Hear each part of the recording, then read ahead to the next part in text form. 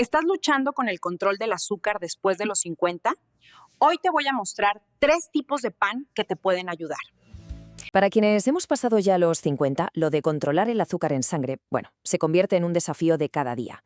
Y en esa lucha constante siempre nos dicen lo mismo: el pan es el enemigo número 1. Pero ¿es eso completamente cierto? Es que es muy fácil sentirse abrumado con tanta información, con tanto «esto no se puede comer».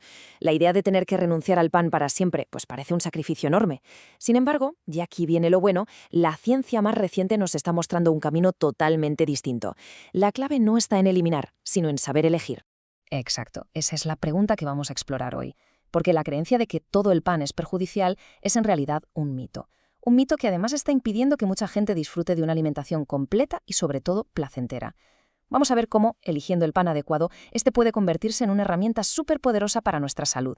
Y aquí está la clave de todo. El doctor Carlos Fernández, que lleva más de 28 años tratando la diabetes tipo 2, lo tiene clarísimo. El poder no está en la restricción, en prohibir por prohibir, sino en el conocimiento, en aprender a tomar decisiones que trabajen a nuestro favor, a favor de nuestro cuerpo y no en su contra. Muy bien, pues vamos a meternos de lleno en esto. La idea de que el pan es un enemigo se ha extendido por una razón muy concreta. Y entender esa razón es el primer paso para desmontar por completo ese mito. A ver, el verdadero culpable de la mala fama que tiene el pan es su versión más común, la industrial, el pan blanco y refinado. Ojo, este no es el pan que comían nuestros abuelos, para nada. Es un producto ultraprocesado al que le han quitado casi todos sus componentes buenos y que, claro, actúa de una forma muy diferente en nuestro organismo. Este número, 75, ¿qué significa? Pues representa el índice glucémico del pan blanco. Es altísimo. Para que nos hagamos una idea, esto significa que el cuerpo lo convierte en azúcar casi a la misma velocidad que un refresco. Es un golpe directo a nuestro sistema. Pensemos en esta analogía que es perfecta. El pan blanco es como si abriéramos todos los grifos de casa de golpe. El páncreas se ve completamente sobrecargado, intentando gestionar esa avalancha de glucosa. En cambio, el pan adecuado es como abrir un solo grifo. Permite que el sistema trabaje con calma, sin estrés, de forma controlada. Y ahora sí, llegamos a la parte central de este análisis, la buena noticia, porque existen al menos 3 tipos de pan y esto está respaldado por estudios científicos que no solo no disparan la glucosa, sino que pueden ayudar a mantenerla estable. El primero de ellos es el pan de granos germinados. A ver, cuando un grano germina, sus propias enzimas empiezan a predigerir los almidones. ¿Qué significa esto para nosotros? Pues que cuando lo comemos hay menos almidón que se convierte en glucosa rápidamente. De hecho, un estudio clave demostró que su consumo reducía los picos de glucosa en un 20% en personas con diabetes tipo 2. Esta es la historia de Silvia, una enfermera de 69 años. Ella había eliminado casi todo de su dieta, pero no veía resultados. Se sentía frustrada, desesperanzada. Al descubrir el pan de granos germinados y entender por qué funcionaba, no solo logró bajar sus niveles de glucosa, sino que, lo más importante, recuperó la sensación de tener el control sobre su propia salud. Para encontrar el auténtico, la clave está en la etiqueta, como siempre. El primer ingrediente tiene que ser granos germinados, no vale con harina integral. Y como no lleva conservantes, lo normal es encontrarlo en la sección de congelados, lo cual, como veremos luego, es hasta una ventaja. Pasemos al segundo, el pan de masa madre auténtica. Y hago hincapié en la palabra auténtica, porque es crucial. La fermentación lenta, natural, de 12 a 24 horas, produce unos ácidos que ralentizan la digestión. ¿El resultado? La glucosa entra en la sangre mucho más gradualmente, hasta un 25% menos si lo comparamos con un pan integral convencional. La historia de Aurelio, un marino mercante de 74 años, es fantástica. Llegó a la consulta exigiendo soluciones, no más sacrificios. Era muy escéptico, pero probó el pan de masa madre. Unos meses después, había conseguido reducir su necesidad de insulina. Su frase lo dice todo. No fue solo una comida, fue un cambio de rumbo en su tratamiento.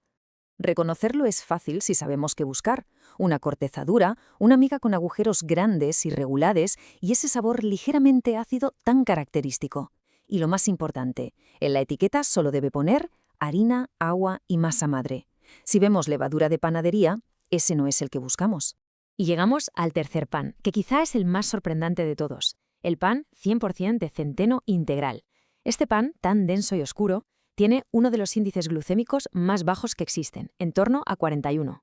Su secreto, una fibra especial llamada arabinoxilano, que según los estudios reduce los picos de glucosa, una media de un 22%. La historia de Graciela es realmente conmovedora. A sus 71 años, el dolor neuropático en las manos, una complicación de la diabetes, le impedía coser, que era su pasión. Tras incorporar el pan de centeno, el hormigueo empezó a disminuir y pudo volver a coger la aguja. Sus análisis mejoraron, sí, pero lo que de verdad importa es que recuperó una parte vital de su identidad. El pan de centeno auténtico no se parece al pan normal. Es pesado, es denso, de un color oscuro. Si al cogerlo parece ligero o su miga es esponjosa, es que probablemente sea una mezcla. Hay que buscarlo en tiendas especializadas o de productos del norte de Europa. Muy bien. Entonces, elegir el pan correcto es el primer gran paso. Pero hay más. La manera en que lo comemos es igual de importante para poder maximizar sus beneficios y mantener la glucosa a raya. Aquí tenemos 5 reglas de oro. Primero, nunca comerlo solo. Hay que acompañarlo con aguacate, con huevo, con queso fresco. Eso ralentiza todavía más la digestión. Segundo, moderación, siempre. 2 rebanadas es el límite. Tercero, cada cuerpo es un mundo. Hay que medir la respuesta propia. Cuarto, mejor por la mañana o a mediodía. Y quinto, un truco sorprendente. Si lo congelamos y luego lo tostamos directamente, parte del almidón se convierte en almidón resistente, que no eleva la glucosa. Increíble pero cierto. Y todo esto nos lleva a la conclusión final. Una conclusión que va mucho más allá del pan y se convierte, de hecho, en toda una filosofía de salud. El punto crucial es este. Gestionar nuestra salud no tiene por qué significar quitarnos alimentos para siempre. Tiene que enseñarnos a elegir mejor. Y elegir mejor no es vivir con culpa, sino entender cómo funciona nuestro cuerpo y usar ese conocimiento para tomar decisiones inteligentes, decisiones que nos devuelvan el control y también el placer de comer. Así que la pregunta que queda en el aire es esta. Más allá del pan, ¿qué otra pequeña elección, basada en el conocimiento y no en el miedo, puede empezar a marcar una gran diferencia en nuestra salud desde hoy mismo? La respuesta, como hemos visto, puede estar donde menos nos la esperamos. Y lo mejor de todo es que está en nuestras propias manos. Hay una idea muy extendida, ¿verdad?, de que si se convive con la diabetes hay que decirle adiós al pan para siempre. Pero, ¿y si la ciencia nos dijera que hay 3 tipos concretos que de hecho podrían ayudar a controlar el azúcar? Pues vamos a descubrirlo. Esta es la pregunta que se hacía Ernesto. Imagínese la situación. 72 años, había dejado el pan, muchas frutas, básicamente todo lo que le gustaba, pero su glucosa seguía sin mejorar. Es esa frustración enorme de hacer un esfuerzo gigantesco y no ver ningún resultado. La historia de Ernesto nos lleva de cabeza a la pregunta clave de todo este análisis. ¿Y si esa creencia popular sobre el pan estuviera equivocada? ¿Y si el problema no fuera el pan como tal, sino el tipo de pan que hemos estado eligiendo? Vale, aquí tenemos nuestra hoja de ruta. Primero vamos a entender cuál es el problema de raíz. Después exploraremos 3 soluciones que tienen el respaldo de la ciencia. Y para terminar, veremos una estrategia muy clara para ponerlo todo en práctica. Muy bien, vamos al grano. El punto crucial es este. El enemigo no es la hogaza de pan. El verdadero culpable es el proceso industrial moderno, ese refinado que, literalmente, le arranca a los granos sus partes más valiosas, justo las que nuestro metabolismo necesita. Pensemos en el páncreas como si fuera una bomba de agua.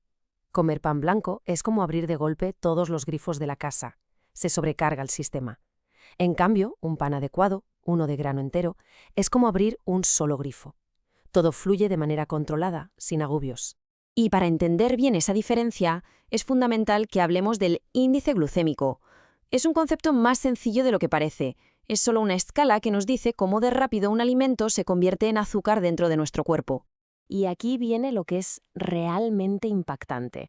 Un pan blanco normal tiene un índice glucémico de entre 70 y 80, o sea que el cuerpo lo transforma en azúcar casi a la misma velocidad que un refresco azucarado. Imagínense el desafío que eso supone para el metabolismo. Pasemos ahora a la primera de las 3 grandes soluciones. Aquí la clave es que el propio proceso de germinación transforma por completo la composición del grano, incluso antes de que llegue a ser pan. Es fascinante. Y ojo, que esto tiene base científica sólida. Un estudio publicado en el Journal of Nutrition and Metabolism demostró que solo con cambiar el pan normal por pan de granos germinados, los picos de glucosa se reducían un 20% y la sensibilidad a la insulina mejoraba un 18%. Son cifras muy importantes. Lo que me parece increíble de esta diapositiva es el por qué funciona.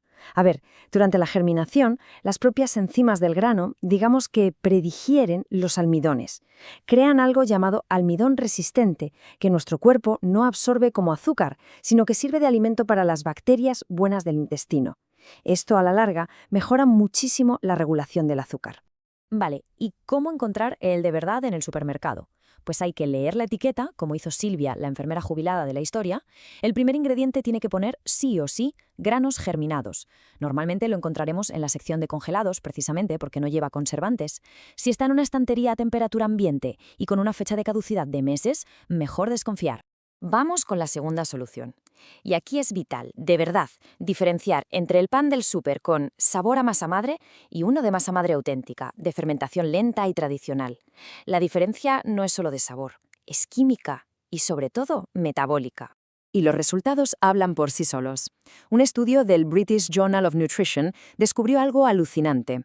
El pan de masa madre auténtico provocaba una respuesta de azúcar un 25% más baja que incluso el pan integral convencional, incluso que el integral, y reducía la necesidad de insulina en un 18%. Aquí la magia, por así decirlo, está en los ácidos naturales que se producen en esa fermentación lenta. Estos ácidos hacen que el estómago se vacíe más despacio. El resultado es que la glucosa entra en la sangre de una forma mucho más gradual, mucho más controlada. Además, como antes, las bacterias ya han hecho parte del trabajo de digestión por nosotros. Aurelio, el marino mercante, aprendió a identificarlo perfectamente. El pan de verdad solo lleva 3 cosas: harina, agua y fermento vivo. Nada más. Tiene una corteza dura, un saborcillo ácido muy característico y, lo más importante, nunca, jamás debe aparecer levadura de panadería en la lista de ingredientes. Y llegamos a la tercera solución, una que a menudo se pasa por alto pero que es potentísima. Es un pan denso, oscuro y con unas propiedades que lo hacen único. Este dato es la clave de todo. El índice glucémico del pan de centeno integral puro está entre 41 y 46. Para que nos hagamos una idea, es de los más bajos que se pueden encontrar en cualquier tipo de pan. Esto lo convierte en una de las mejores opciones que existen para mantener el azúcar estable. El secreto del centeno tiene nombre. Se llama arabinoxilano. Es una fibra muy especial. Pensemos en ella como una especie de red que atrapa los azúcares y los va soltando muy poco a poco, evitando que inunden la sangre de golpe. Los estudios demuestran que reduce los picos de glucosa después de comer en torno a un 22%. Y por si fuera poco, llena muchísimo, lo que ayuda a comer menos en general. Para encontrar el pan que ayudó a Graciela, la costurera, hay que fijarse bien. En la etiqueta lo primero que debe aparecer es harina de centeno integral. Es un pan que pesa, es denso, el color es muy oscuro y la miga es compacta. Si lo que vemos es algo ligero y esponjoso, ese no es el que buscamos.